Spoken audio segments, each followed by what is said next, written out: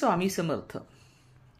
स्वामी भक्त हो, आज मार्गशीर्षातला शेवटचा गुरुवार आहे आणि दत्ताचा वार सुद्धा आहे. श्री गुरुदेव दत्तांना गुरुवार हा प्रिय असतोच, हे सर्वांनाच माहीत आहे. परंतु आज मी एक असा विशेष मंत्राबद्दल तुम्हाला सांगणार आहे. हा मंत्र अतिशय चमत्कारी मंत्र आहे. श्री दत्तमाला मंत्र अतिशय चमत्कारी मंत्र असून श्री दत्तात्रेय पदनिषातील दत्तमाला मंत्र हा जवळपास सर्व दत्तभक्तांना अतिशय प्रिय आणि सुपरिचितही आहे. काही गूढ बीजमंत्र व शब्द यांची अतिशय उत्तम सांगड घालून हा मंत्र बनवलेला असून तो स्तोत्रासारखा दिसत असला तरी एक संबंध मंत्र आहे. म्हणजे यातील ओम नमो भगवते दत्तात्रेयापासून सुरुवात करून ओम नमो महासिद्धाय स्वाहा असा हा एक पूर्ण मंत्र आहे.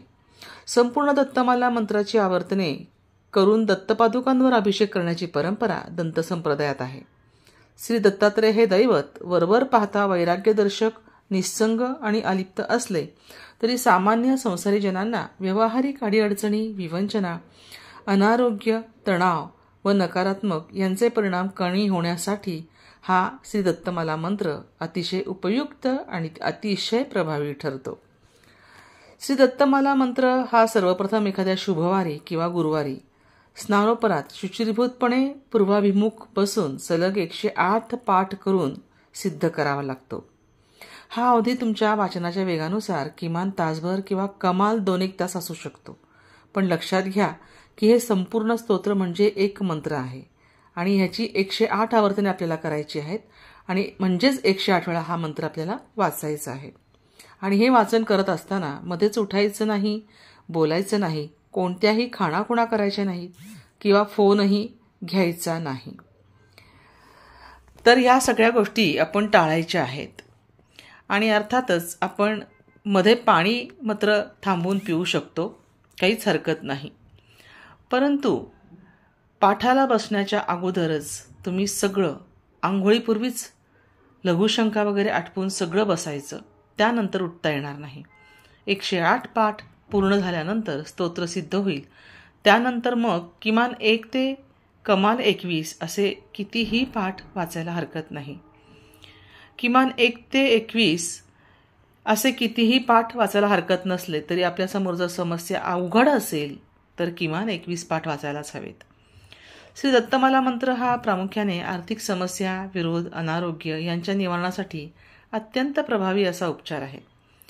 समस्या निवारणासाठी व्यावहारिक प्रयत्न आवश्यक आहेतच, पण त्या जोडीने दैवी उपाय अवश्य आपण करून बघितला पाहिजे.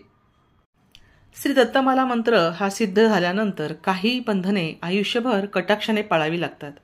ती अशी की वर्षभरातील प्रत्येक गुरुवार, प्रत्येक पौर्णिमा, मग तो वार कोणताही असो, दत्तजयंती, गुरुपौर्णिमा, चैत्र आणि अश्विन नवरात्रातला प्रत्येकी 9 दिवस कोणत्याही स्वरूपात मद्यपान, मांसाहार अजिबात करायचा नाही. जेव्हा शक्य होईल तेव्हा आपण गोरगरिबांना, प्राणीपक्ष्यांना तुमच्या आर्थिक क्षमतेनुसार वर्षातनं एकदा तरी अन्नदान करायला हवं. कोणत्याही एका दिवशी गरिबांना वस्त्रदान द्या.